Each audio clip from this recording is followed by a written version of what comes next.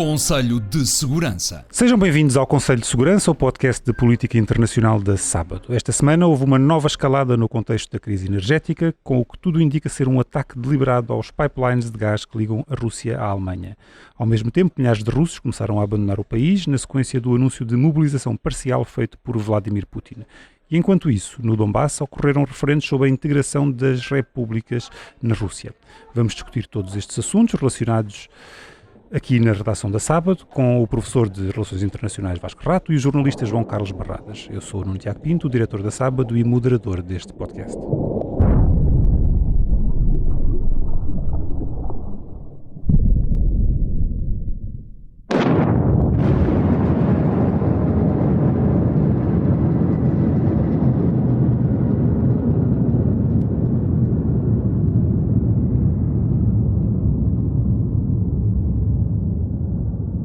Estas explosões, que foram detectadas por sismólogos, que dizem que elas não podem ter sido provocadas por tremores de terras ou fenómenos naturais, aumentam a escalada da crise energética europeia? Sim, claramente sim. Devo dizer que no momento em que estamos a gravar este programa não sabemos muito em definitivo daquilo que aconteceu, mas parece que sabemos algumas coisas. As explosões não foram resultados de fenómenos naturais, nada disso. E, portanto, obviamente que foi deliberado, pelo menos é essa a tese corrente. Resta saber quem é que é responsável. Quem é que faz sentido ser responsável? Fazem os dois. Eu, por acaso, vejo que tanto possa ser os Estados Unidos como a Rússia, ambos têm alguma coisa a ganhar com este acontecimento. Eu não penso que terá sido submarinos e essas coisas, não é? Porque o Mar Báltico, aliás, naquela região que é assim, muito simpático no verão porque nunca há sol, tem aí o quê? 100 a 300 metros. E os gasodutos estavam, julgo que a 70 metros de profundidade. Certo, portanto, mas isso não é nada para submarinos. Portanto, aquilo podia ter sido submarinos automáticos, isso podia ter sido aquilo que se chama submarinos automáticos, isso podia ter sido. Mas de qualquer forma, o meu ponto aqui é que a explosão poderia ter sido provocada por qualquer potência, quer dizer, não é só os Estados Unidos e a Rússia, podia ter sido a Polónia. Aquele tipo de explosão, mais uma vez, pelo que sabemos, não é particularmente sofisticada e, portanto, poderia ter sido a Polónia também, que eu não duvidava. Agora, acho que provavelmente foi os Estados Unidos. Isto é a minha sensação. Para garantir que não haja retorno. Crescentemente, na parte da opinião pública, há pressões para retomar os fornecimentos. Essas pressões vão aumentar substancialmente. Assim isso já não vai acontecer. Há uma declaração do Joe Biden que corre por aí, que ele disse que iria garantir que o Nord Stream 2 não fosse utilizado. Quer dizer, não associava diretamente as duas coisas. Não. As pessoas estão a dizer, isto é a prova. Mas no caso de ser os Estados Unidos a estarem por trás disto, isto não poderia implicar um risco de alienar a opinião pública internacional e ocidental que tem estado, neste caso, do lado da Ucrânia? Mas ninguém ainda reivindicou responsabilidade. Nem provavelmente vai reivindicar. É isso, portanto não se sabe. E já há uma campanha para dizer que Putin é que tem a culpa, não é? O que se sabe é o que aconteceu. O que aconteceu é pacífico. Nós estamos a gravar esta emissão numa quarta-feira e é pacífico e é admitido por todas as partes de que se tratou de um ato de sabotagem com bombas que foram colocadas e que teriam pelo menos um poder destrutivo equivalente a 100 quilotoneladas. Coincidiu também com o ato de inauguração do gasoduto que vai trazer gás natural da Noruega via Dinamarca para a Polónia. Depois temos um modus operandi do ato de sabotagem desconhecido até ao momento, que requer alguma sofisticação técnica para a colocação deste tipo de explosivos junto a estes gasodutos que são uma construção sólida. Ou seja, é bastante diferente este tipo de situação daquilo que são os cortes muito frequentes nos cabos submarinos de telecomunicações, quer por incidentes provocados por navios barcos que lançam âncoras, quer por sismos. É muito frequente, por exemplo, os cabos que ligam Taiwan ao Japão e à Ásia Oriental serem cortados através de atividade sísmica. Neste caso é diferente. Isto é muito raro de acontecer com gasodutos. A espessura, segundo o que vi das especificações técnicas, é de 12 centímetros de aço e de revestimento a cimento concreto. Portanto, é um ato terrorista de facto. Depois entramos naquela questão que o Vasco estava a evocar, a quem aproveita este ato terrorista. Pode aproveitar. Mas a Rússia também já vinha reduzindo a uma série fornecimento de entidades. Para todos os efeitos, estes dois gasodutos estavam em situação não operacional.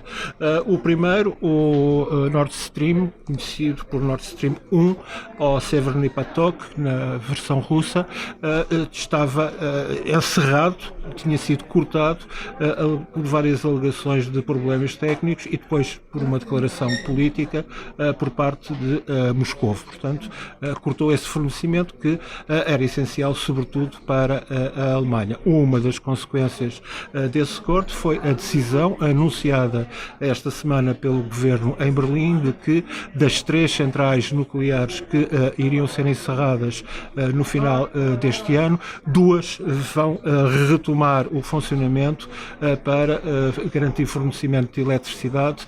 O conjunto das centrais nucleares que estavam suspensas, as 3 centrais que ainda existiam na Alemanha, que estavam suspensas as suas operações para serem encerradas.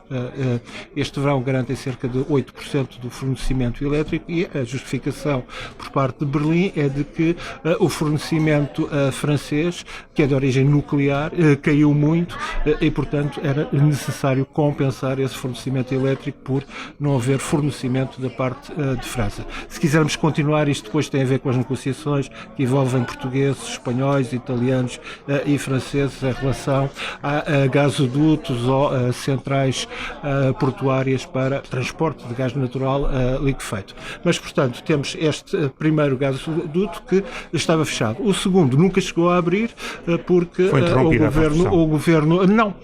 a construção foi concluída e havia uma última questão a resolver, uma questão burocrática na Alemanha que implicava a concessão de licenças de operações e que foi suspensa pelo governo de Kohl. Portanto, este também nunca chegou a funcionar. Temos, portanto, os 2 gasodutos do Báltico que se cruzam, por sinal, perto desta zona de explosões, com o novo gasoduto que liga a Polónia, a Dinamarca e a Noruega, estavam inoperacionais e inoperacionais vão ficar nos tempos próximos, se é que não vão, segundo os técnicos, sofrer mesmo danos gravosos que venham a impedir o seu funcionamento futuro. Mas os países europeus estão também já a começar a proteger as infraestruturas porque aqui há um críticas. sinal, aqui há um sinal, seja quem for o responsável por este tipo de operação, deu um sinal sobre aquilo que é a grande vulnerabilidade das instalações Foram vistos, aliás, estratégicas. drones a sobrevoar algumas plataformas offshore norueguesas. A Dinamarca também começou a tomar algumas medidas, mas Ursula von der Leyen disse que um ataque a estas infraestruturas, a Europa daria uma resposta muito concreta. Daria? Mas não é preciso irmos tão longe para a Dinamarca, basta ir a Sines, mas quais são as garantias de segurança de Sines? Vocês já estiveram em Sines? Não, mas vamos lá ver, isto aqui que estamos a dizer é interessante, porque só o facto de haver dúvida em que estão aqui 3 pessoas que, enfim, com a informação que é conhecida, admitirmos a possibilidade de ter sido os Estados Unidos já em si é significativo. Quer dizer, eu acho que só há uma razão para terem sido os russos, não é? Que é aquele ataque para demonstrar a vulnerabilidade da Europa, etc, etc. Mas nós já sabíamos isso, não há muito a ganhar com isso. Mas quem fez isto teve pelo menos um cuidado. O ataque foi realizado já fora das águas marítimas da Dinamarca. E, portanto, não, da Dinamarca, leia-se da NATO, não é? Portanto, eu achei isso uma curiosidade interessante. Agora, de facto, não sabe... Só uma coisa, agora, é preciso lembrar que estes gasodutos são a propriedade russa e de outros investidores alemães, não é? Sim, mas por isso mesmo não havia necessidade nenhuma, ou quer dizer, não vejo a lógica de estar a destruir uma infraestrutura própria, mas isso, enfim. Agora, isto reforça aquilo que temos vindo aqui a dizer, tanto eu como o João, como tu, que nós de facto estamos em guerra. Quer dizer, isto é uma guerra, sobretudo económica, que visa alvos económicos, as respectivas economias, porque a Rússia também está a tentar atingir as economias europeias, não é? Não só as populações no inverno, mas também as economias europeias, a sua capacidade produtiva, etc, etc. Portanto, isto é uma guerra quase total, quer dizer, só falta que haja confronto militar direto entre a NATO e a Rússia. Estás a pôr um patamar já muito alto. Mas já estivemos mais longe. Claro que estivemos, mas estamos muito longe de uma guerra total. E esse, aliás, é o problema, quer do ponto de vista russo, quer do ponto de vista ucraniano e de boa parte dos seus aliados ocidentais. Por exemplo, este caso que nós temos desta sabotagem realizada nos gasodutos do Mar Báltico assemelha-se, em certo sentido, àquilo que foram atos muito frequentes em diversas alturas de forte tensão, ou mesmo de guerra aberta no Golfo Pérsico, no Golfo Arábico, conforme se queira denominar. Sim, nós tradicionalmente denominamos como Golfo Pérsico, com a colocação de bombas Lapa em petroleiros. Isso ocorreu, por exemplo, com petroleiros japoneses, se não estou em erro, com ataques que são lançados com muita frequência por parte dos rebeldes Houthi contra instalações petrolíferas da Arábia Saudita, que revelaram séria vulnerabilidade. Portanto, nós temos situações destas que agora corre-se o risco de verem ser transportas para a Europa. Já tinha havido tentativas de alvejar o Nord Stream 1. Os suecos, há uns anos atrás, se a memória não me falha, há uns anos atrás os suecos desmontaram.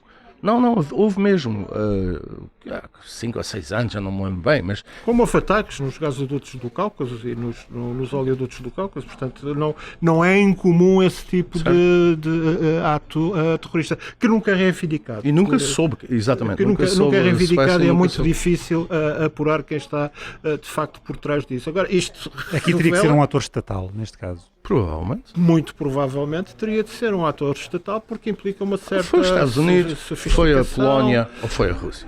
Não é assim, João? É o que pode-se alugar muitas coisas no sentido a quem aproveita, quer dizer, é o género do crime que aproveita a muita gente, desde que não entremos naquele tipo de teoria conspirativa, tipo o crime no Expresso do Oriente, que foram todos culpados para vingar. Se for possível descobrir os culpados, que consequências é que isso pode ter? Duvido muito que seja possível descobrir os culpados. Pelo menos no futuro próximo. Isto é um ataque em águas internacionais, porque eu creio que isto ocorre em águas internacionais, contra um objeto que é propriedade de um Estado, que é o Estado russo, que poderia tomar medidas contra esse eventual culpado. Isso é uma hipótese tão remota que creio que nunca não é propriamente um casus belli. Sim, não é motivo para confronto armado, para justificar uma ação militar. Agora, é um novo fator de instabilidade que tem a ver com esta guerra total, que eu já recordei isso aqui uma vez no início do conflito, logo em março, o Ministro da Economia, Francis Bernier, afirmou que estamos numa guerra total contra a Rússia, para depois recuar neste tipo de afirmação, dizendo que não estamos em guerra contra o povo russo, mas sim contra o regime, porque há todo um pacote. Hoje, por exemplo, quarta-feira, a União Europeia anuncia mais um pacote, o 8º, anuncia as linhas gerais. Essas linhas gerais são algo de muito vago, que até ao fim da semana provavelmente não são definidos, e que têm a ver desde a ideia de impor algo que é altamente discutível, os preços máximos em relação às aquisições de petróleo, retirar aquilo que são as isenções atribuídas a navios com a bandeira de Malta, de Chipre ou da Grécia que transportam petróleo russo, a imposição de novas sanções económicas que vão provocar, segundo a Comissão Europeia e Ursula von der Leyen, uma quebra de receitas na Rússia no valor de 7 mil milhões de dólares, mas não passamos nunca disto, ao passo que a Rússia, em termos de aplicação aplicação de sanções já esticou ao máximo aquilo que ela pode aplicar. Ou seja, que foi o corte nos fornecimentos de gás à Europa Ocidental, com grande prejuízo seu, que compensa com a alta dos preços do petróleo e o facto de ter encontrado, ainda de momento, compradores, sobretudo na Ásia, do seu petróleo. Agora, nós estamos numa guerra total e há algo que está a faltar nesta guerra e que faz uma certa impressão. Enquanto, por exemplo, nós sabemos que no conflito entre Israel e o Irão temos não só o assassinato de pessoal técnico, de cientistas, tem havido um recurso de parte a parte frequentíssimo aos ciberataques e com efeitos devastadores contra o Irão. Sendo que o Irão uma vez retaliou contra as centrais de cloro do sistema de abastecimento de água de Israel, provocando uma situação extremamente perigosa que não se veio a concretizar. Ora, isto tem estado ausente nesta guerra. De momento não se tem recorrido a isso. Tal como não tem havido algo que a extrema-direita e o nacionalismo mais radical russo reivindica, que é a destruição sistemática das infraestruturas ucranianas, de modo a tornar praticamente impossível de viver no país na aproximação do inverno. Este ataque é um ataque a uma infraestrutura que vem pelo menos lembrar, destabilizar, criar maior número de suspeitas sobre esse aspecto da guerra, que ainda estamos muito longe de uma guerra total. Esta ideia que estamos a fazer guerra contra a Rússia e não contra o povo russo é uma distinção sem qualquer significado. Porque vamos lá ver, Claro que é. Vamos lá ver o que é que nós estamos a fazer, não é? Quer dizer, os dois lados estão a fazer, mas no que diz respeito à Europa, ao Ocidente, quer dizer, o que se está a tentar fazer é quebrar a Rússia. E o quebrar significa causar dor profunda ao povo russo. E depois... Isso é visível depois do anúncio de Vladimir Putin da mobilização parcial. Temos visto centenas de milhares de russos já fugir do país. Ou seja, sim, mas já estavam a fugir antes, mas eu não acho isso particularmente significativo. Até o Cazaquistão lhes dá as boas-vindas. Vasco, é significativo. Os dados oficiais, à quarta-feira, apontam para 200 mil pessoas. 200 mil pessoas é algo de brutal, porque nós estamos a falar em homens em idade adulta, sim, mas jovens, sobretudo, que não querem combater, são refratários por isso. Os ucranianos fugiram do país porque foram invadidos, os russos estão fugindo do país porque invadiram. Se vocês me dissessem que há 200 mil pessoas que não querem combater e vão ficar na Rússia a manifestar-se e não sei o quê, aí sim, isso era relevante. Mas, não, quer dizer, isto é relevante porque isto é uma novidade, atenção. Isto é novo. Mas sempre houve esses fenómenos. Na guerra colonial portuguesa também havia, na guerra do Vietnã também havia. Mas falar para o regime putinista, isto é algo de novo. A diferença das situações é que, quer na guerra colonial, quer na guerra do Vietnã, foi um processo que se arrastou ao longo de muitos anos. Isto na questão da Rússia são 200 mil pessoas em uma semana. Ok, so what? Mais uma vez, quer dizer, não vejo, admito, daqui a 2 ou 3 semanas posso-me provar que estou errado, mas neste momento não vejo exatamente qual é o problema. Quer dizer, aquela guerra... Acaba a tua conclusão, mas eu vou defender que é gravíssimo. A Rússia tem 1,4 milhões de pessoas em armas, quer dizer, tem reservistas, não parece que 200 mil seja... Em uma semana. Uma coisa... Certo. Ok, se 6 milhões saírem em 2 semanas, depois aí podemos voltar a falar, mas são 200 mil, ok. Quer dizer, até provavelmente dá imenso jeito ao regime que as pessoas se vão embora, para não chatearem, não é? Mas não, o problema, tu aqui acho que estás a subestimar, e muito, e não é teu hábito, ou se calhar não estou a subestimar. Então não estás a subestimar também, pronto, admito isso, mas não, creio que estás em absoluto enganado. O problema aqui é que, ao terceiro dia de mobilização, é o próprio porta-voz do Kremlin que vem dizer que vamos ter de rever certos procedimentos que estão a ser levados a cabo de forma incorreta. Ou seja, aquilo que toda a gente de fora dizia, no caso de tentarem decretar uma mobilização geral ou parcial, não têm capacidade para o fazer, veio-se a provar uma realidade. Não Se tinha tiveres capacidade, razão, João.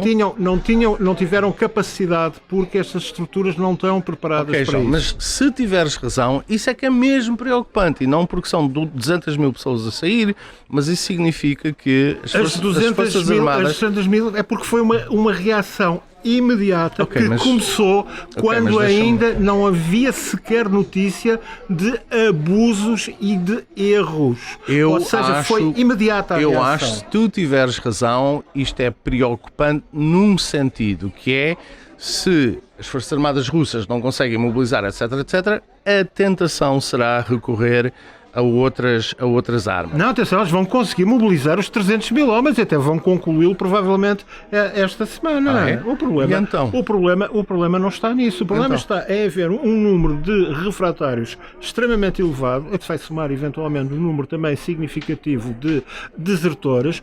O problema é que estes homens, se vierem a estar preparados, será muito, muito, muito avançado já o inverno. O grave problema que têm as Forças Armadas russas Mas é qual é o que elas problema? não concluíram o processo iniciado em 2008 de profissionalização das Forças Armadas. Elas não têm um número de oficiais e suboficiais capazes de enquadrar este pessoal, não têm sequer instalações, equipamentos e falhas a logística para enquadrar toda esta nova leva de reservistas a enquadrar as Ok, Forças mas Armadas. nessa lógica- Até há um problema, grave. Hoje o João está... Que tem, que tem Está só, entusiasmado. que tem só a ver com a preparação militar destes homens, porque a maior parte deles tiveram menos de um ano de serviço militar que cumpriram no âmbito do serviço militar obrigatório, o que é manifestamente insuficiente para os reenquadrar Ok. nas Forças Armadas. E esta é a perspectiva que eu estou a dar e é uma perspectiva muito negativa, admito. A tua é uma perspectiva diferente, mais otimista.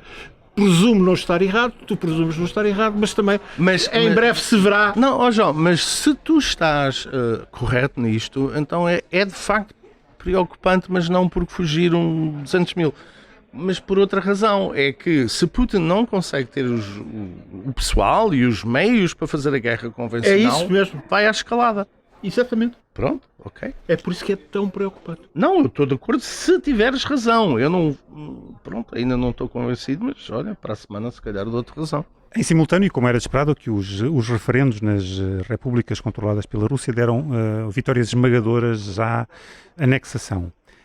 A questão aqui é, se isso se concretizar, um eventual ataque ucraniano a uma destas repúblicas pode ser visto como um ataque à própria Rússia?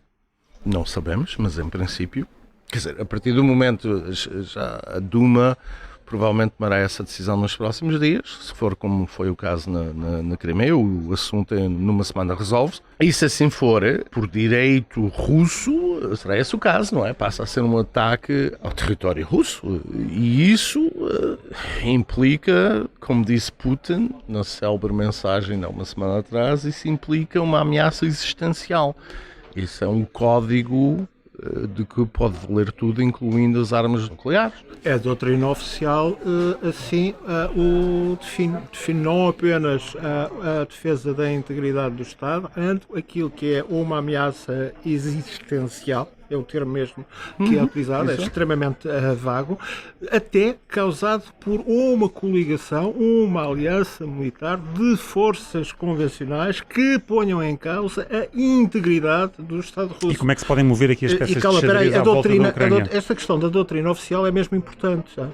Porque Eu também acho. doutrina oficial em qualquer país com arsenais nucleares, excluindo a Coreia do Norte, que de facto ninguém sabe qual é a lógica de funcionamento, é a regra, o procedimento que vai obrigar toda a hierarquia que está envolvida no manuseio e lançamento de armas Chain and command. nucleares, toda essa cadeia de comando, desde o chefe supremo, presume-se que o chefe de Estado, o presidente do Conselho de Segurança e eventualmente os presidentes da Câmara Federal e da Câmara Baixa do Parlamento Russo, o chefe de Estado-Maior das Forças Armadas e depois toda aquela hierarquia por aí abaixo, têm um manual, ou seja, as pessoas têm de se cingir àquela regra.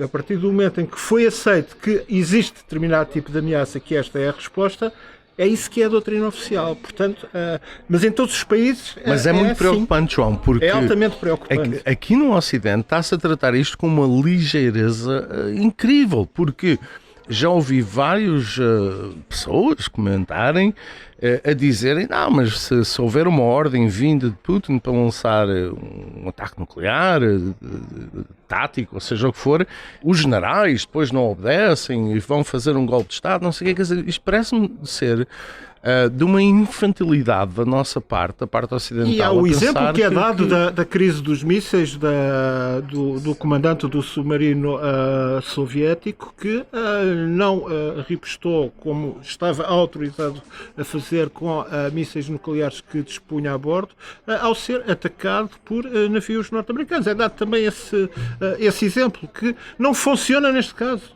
Não se trata em absoluto desta situação. Aqui temos uma ameaça que é feita pelo presidente da Rússia, que é feita pelo principal responsável do Conselho de Segurança, por Medvedev, que é explícito ao afirmar que o recurso às armas nucleares é admissível segundo a nossa doutrina nuclear oficial. É isto que está em causa. E como é que o apoio ocidental à Ucrânia se poderá adaptar numa situação dessas? Pois, essa que é a grande pergunta agora, não é? Quer dizer, mas acho que em parte a resposta está nesta guerra económica que se está a fazer. E diplomática. E diplomática. Este referendo que, para além de, como diria o saudoso MRPP, é uma farsa eleitoral, não é? Terá de haver um boicote ativo à farsa eleitoral, como dizia o saudoso MRPP. Esta farsa eleitoral não vai ser reconhecida por ninguém.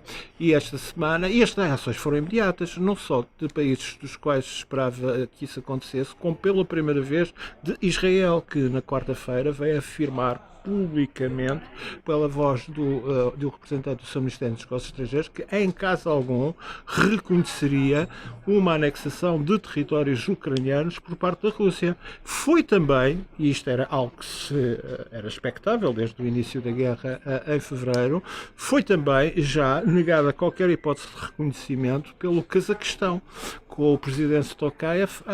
Está bem, João, mas também nunca ninguém reconheceu a Ossécia do Sul e a Abcásia, no entanto, existe. Mas o problema é que nós estávamos a falar de uma guerra ativa, mas estas duas entidades não foram integradas na Federação Russa. Não foram integradas. Exato, não foram. Aqui estamos a falar da integração. Bem, na Abcásia já tem cidadania russa. Já solicitaram até, por vezes, os responsáveis políticos, quer da Abcásia, quer da Ossétia, a integração na Federação Russa e nunca tiveram provimento por parte do Kremlin, que não interessa, é preferível para o Kremlin, ou era até agora, manter aquela situação de indefinição com a Geórgia do que outro tipo de situação. Para terminar esta semana, querem aproveitar o episódio que estavas a recordar do submarino russo que não respondeu à ordem para recomendar algum livro ou algum filme? Há dois. Eu por acaso... filmes há imensos. The Hunt for Red October. Sim, ou seja, há muita coisa, não é? Eu ia recomendar a banda desenhada. É Gradiva, que se tornou famosa aqui em Portugal no mundo editorial com as suas coleções de divulgação científica. Basta pensarmos no Carl Sagan, quando começou a série Cosmos e por aí fora. Também aposta muito na banda desenhada e lançou este ano um álbum em 2 volumes que tem, o trabalho é de um desenhador do Quebec e de 2 argumentistas franceses chamado A Bomba. É um trabalho muito, muito apurado de reconstituição histórica daquilo que foi o projeto Manhattan, ou seja, de desenvolvimento da bomba atómica, até às consequências do seu lançamento sobre Hiroshima e Nagasaki. Tem apenas uma cena gaga, digamos assim, no conjunto dos 2 álbuns, que é um momento que foi um momento-chave histórico, que foi a conversa entre o presidente Truman, que tinha acabado de suceder a Roosevelt e Iosif Stalin na cimeira de Potsdam em julho, precisamente semanas antes do lançamento das bombas atómicas sobre o Japão, em que aparecem os dois a conversar sem estarem na presença do trator. Tirando isso, é altamente recomendável e tem uma uma tentativa muito bem conseguida de não diabolização nem da parte japonesa, nem da parte norte-americana. O único momento fictício é aquilo que são os dramas de uma família japonesa que um dos filhos é um kamikaze. E depois, o Vasco agora recomendará o que quiser, ainda gostaria de falar de um livro que acho muito importante e que... Mas rápido. Mas já falarei eu, deixa o Vasco... Não, eu sou rápido, quer dizer, o Hunt for Red October é um fantástico filme, mas a minha recomendação é outra coisa. É um livro que foi falado há uns meses atrás, mas como não fazíamos este programa, não tive a oportunidade. É um livro da Mary Sarotte, Sarotte, e chama-se Not One Inch, que é provavelmente o melhor trabalho sobre a expansão da NATO. O título Not One Inch aparentemente é algo que o então secretário de Estado Baker terá dito, ou terá garantido ao então secretário-geral Gorbachev, e é muito a história daquilo que está por trás da ideia de Putin que a NATO rompeu os seus compromissos e ameaça a Rússia. Portanto, é a história, é uma coisa muito bem feita e é um bocadinho ambivalente em relação a esta questão em concreto. Eu falaria de um livro que é o da Catherine Bolton, que foi agora editado em Portugal, chamado Os Homens de Putin, que é uma espécie de compêndio por parte desta jornalista inglesa que fez carreira no jornalismo económico ou financeiro em Moscou, depois no Ocidente, no Financial Times, e que é uma espécie de compêndio daquilo que se sabe através do trabalho pessoal dela e de dezenas de outros jornalistas russos, ucranianos, polacos, alemães, norte-americanos,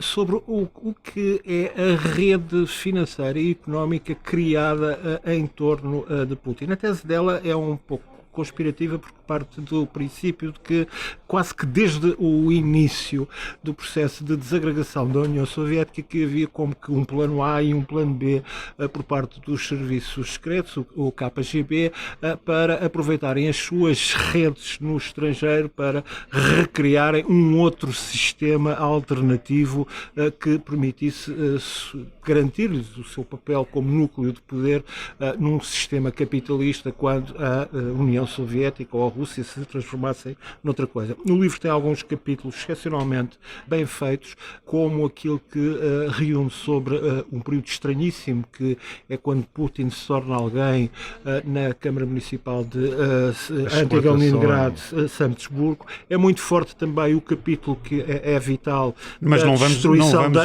fazer um grande spoiler. Não, mas o problema do livro é que pode ficar desatualizado muito rapidamente porque eles estão a cair todos das janelas. É um dos problemas do livro, mas a ideia é que é um livro para ler rapidamente.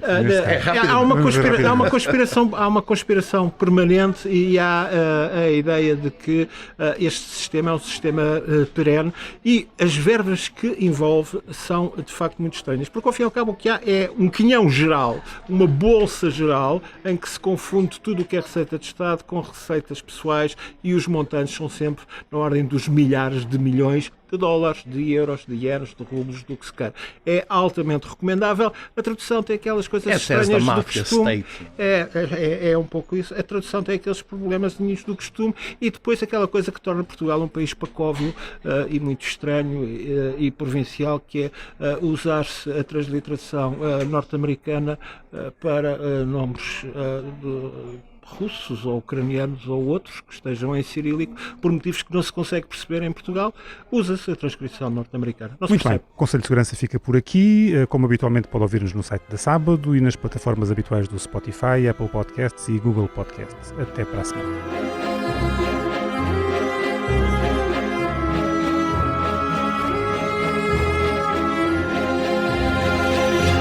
Conselho de Segurança.